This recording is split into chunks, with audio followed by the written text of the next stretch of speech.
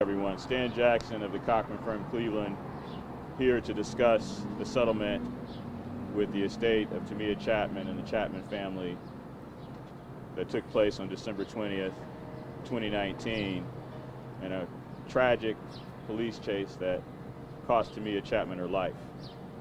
We're here today because, well, for the family, the Cochran firm, and myself, we have worked really hard to do the investigation that took place to make sure that we would hold this city, as we told you, accountable for the reckless and wanton acts that the police officers took that cost Tamia her life.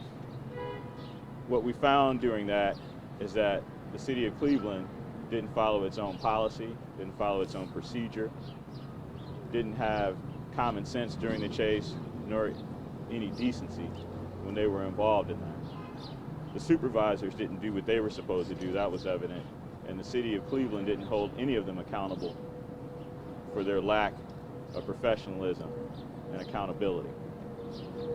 Tamia will never come back.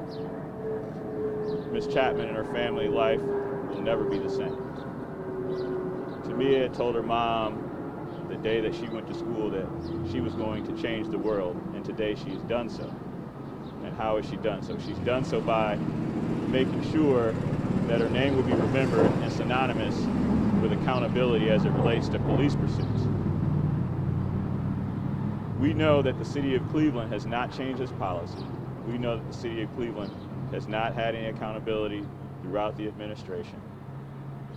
We hope and expect that the Department of Justice will look further into this police chase or pursuit and/or other use of force cases and incidents within this police department. It is evident through recent news in the city of Cleveland that the city of Cleveland, and including our pursuit, has not changed from 2019. We understand they're under a consent decree, but we understand that the policies, procedures, and the culture is still the same. No other family should have to go through this tragedy.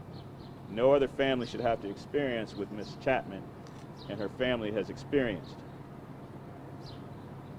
We expect that our public officials, that includes the councilman, that includes the mayor, that includes our senators, that includes our county councilmen, to put policies in place and put pressure on the city to change its police culture, to change how they police, to change and stop chasing. We felt that resolving this case at this point would be best for the family. It's been 4 hard, long years.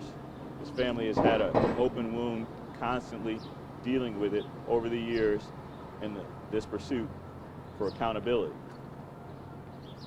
We believe that the result that we have settled has made that so. We believe that amount is the largest pursuit settlement in Cleveland history. It is the largest in the state. We believe that shows that Tamia's life mattered and will change how Cleveland and other area police departments go about their business as it relates to the value of life and property. Tamia shouldn't have had to lose her life.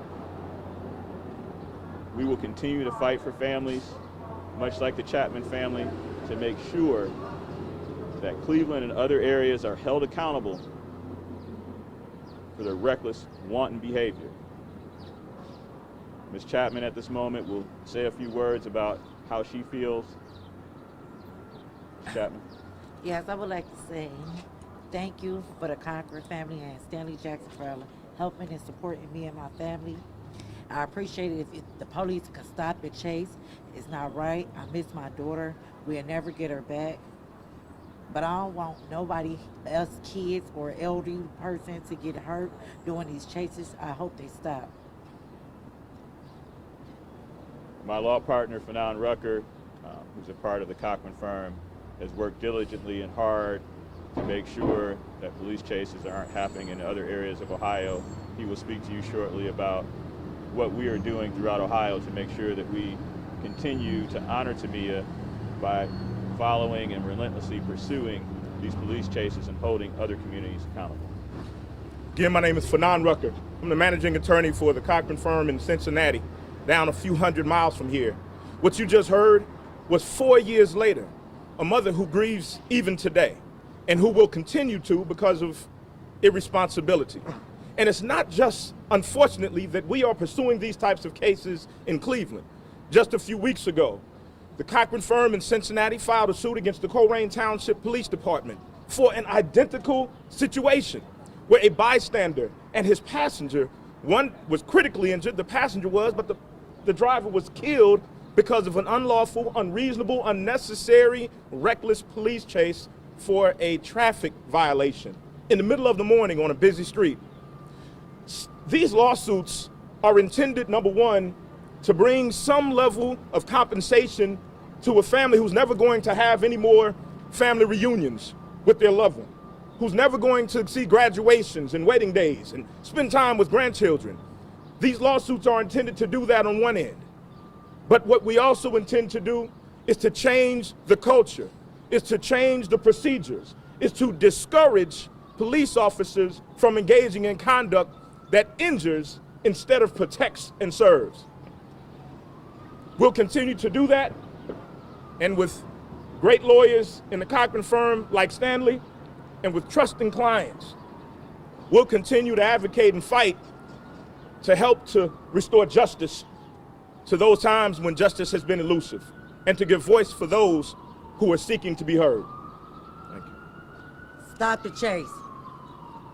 We agree, stop the chase. At this time, we'll take some questions if you have questions. Mr. Chapman, can you tell us a little bit more? Let's wait for the siren to go down. Yeah, thank you.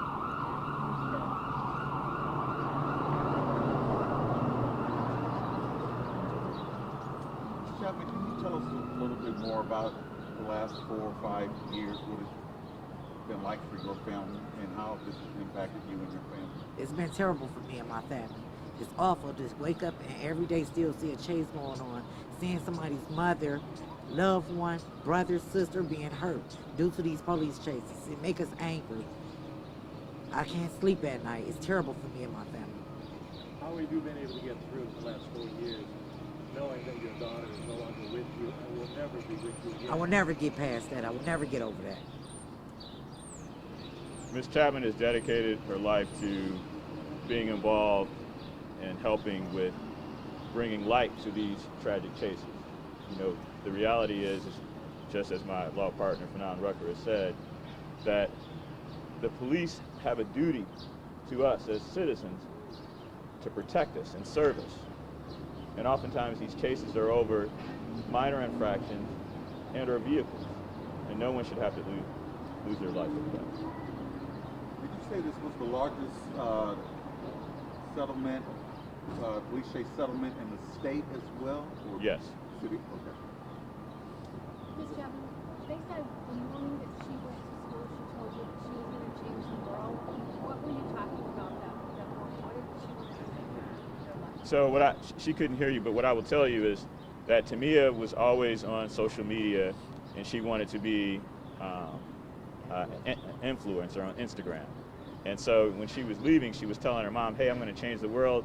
She had a couple videos out. Her and her friends were walking together, going to school. And when they were coming back, there were probably about 27 kids. Not probably, there were exactly 27 kids that were walking together from school. School had just let out. She was a leader in her own community, and all the kids had kind of gathered around her and were always supported her. And so she was a light in that community. So when this happened, it really affected a lot of the kids in that area. Has the city given any indication of change and anything different moving forward? No, I think we all know that the most recent development that the city just hired someone in the administration who had a civil rights issue. So I don't think that the city really understands the gravity of the decisions they make and how they can impact their families. They're going through right now a revision of the issue policy in Cleveland. Having gone through the policies as they were during this incident, what do you think should be changed to prevent this from happening again? I think that Cleveland should first of all, have public comment before they continue on with reviewing that policy. I think they should look at, here's a novel idea, actually talking to and interacting with law firms like myself to maybe take some suggestions from us. I think also, really, just to be frankly honest with you, the issue that Cleveland had was there was no air support. So we have all this money that has been paid to the city that the city receives in federal dollars, and there's no air support, there's no helicopters. But we just had the eclipse, and we had helicopters everywhere. And that shows what Cleveland values. That shows at least what the mayor and the administration values. But more importantly, just stopping the chase. Like adhering to your own policy in the first place, but really stopping the chase. Yeah, we talk about best practices, not only in the state of Ohio, but truly across the country. Law enforcement agencies are recognizing the risk versus the reward of pursuing people who have committed minor infractions or people who are engaged in chases because they end up in tragic circumstances. There are several municipalities down in southern Ohio who have reflected on their practices and have actually changed their policies to prohibit officers from engaging in those chases once they realize that it's not necessary or there is an inherent danger in pursuing it. What can Cleveland do? The same thing that other responsible cities have done and continue to do, and that is reflect on the risk versus the reward and determine that if there are foreseeable circumstances that could result in another press conference about a tragic death, that the policy needs to reflect that those chases stop at that moment. That's what they can and should do, and so should every other thinking, reasonable municipality with leaders who are concerned about their citizens should do.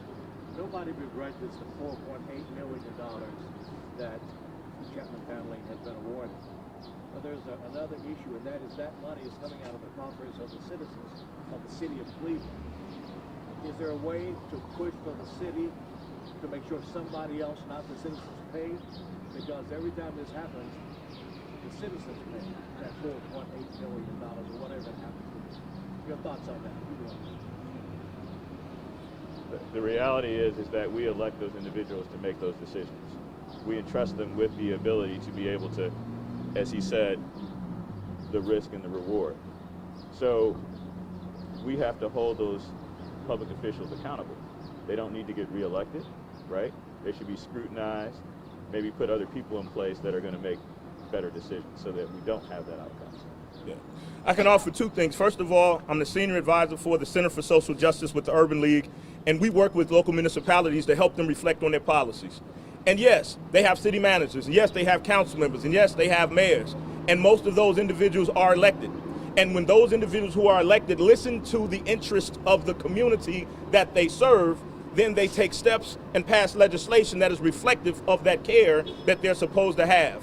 Also, I can tell you, I was an elected official for 13 years here in the state of Ohio. I was on the bench, so I didn't have to worry about the money issues and things like that. But the idea that we as public officials are beholden to those who we ask for their vote. We're asking them to trust us, and so then we, in all those public positions, have to return that care of the trust that they put in us. How do we stop the citizens from having to come out of their pocket for tragic incidences like these? We have the citizens elect those who say, we're going to change how we operate so that you all aren't being held responsible for that irresponsibility. Mr. Chapman, is there any sort of closure that this settlement brings, or how are you feeling today about the settlement? No, it don't bring closure. I never get my daughter back, so no, it don't bring closure. But it's, I feel okay about it. And I just really want everyone to stop, the police to stop the chase. Mr. Rucker, it's Rucker, right? It is. What's your first name? Fanon, F-A-N-O-N. You mentioned the other municipalities. We have some in the Cleveland area too that no longer chase unless there's a violent connection to it. In this case, there was an armed carjacking. So what do you think would have been a proper procedure in this case since it was what other cities would consider a dangerous situation? Sure. understanding the impetus for the chase itself, and Stan Jackson can speak more about the particular details, where there was a point when it was recognized that this chase continuing was more dangerous than continuing it. And that's where there's a point of deference to decide this should not continue. Now, a lot of municipalities have said if it's a minor infraction, again, like the case I have down in southern Ohio, it was a red light violation that they continued and chased. But there are instances where even if the chase begins because of a legitimate circumstance that justifies the chase in the beginning, the attendant circumstances, the traffic, the identity of the driver, the ability to call other agencies in to get in front of the car to stop. I mean, there's any number of opportunities to reflect on before we get here. So, in addition to that, you know, our police departments, especially Cleveland, are highly militarized, meaning that there's a lot of funds that go into providing, you know, stop sticks, you know, helicopters, things of that nature, things that are less likely to result in an actual death. And those are things that, if the city is going to do that in that particular instance, they need to take that into consideration. The reality is that we don't need to have another death on or they don't need to have another death on their hands pursuing when there's other opportunities to be able to capture that individual. Ms. Chapman, one last question. What would you want people to know about your daughter? What would you like for people to know about your daughter? Oh, that she was an amazing young lady, a talented, beautiful, phenomenal young lady. The reality is that you can look, you know, out in social media. There's video of her out there. When you see her, she was a ray of light. I mean, just an amazing child. And to be frankly honest with you, had this not happened to her, I probably would be representing her as an influencer. And unfortunately, I'm representing her family and still representing her in a sense as an influencer, hoping to influence that the chase will stop. Thank you. Thank you. Thank you.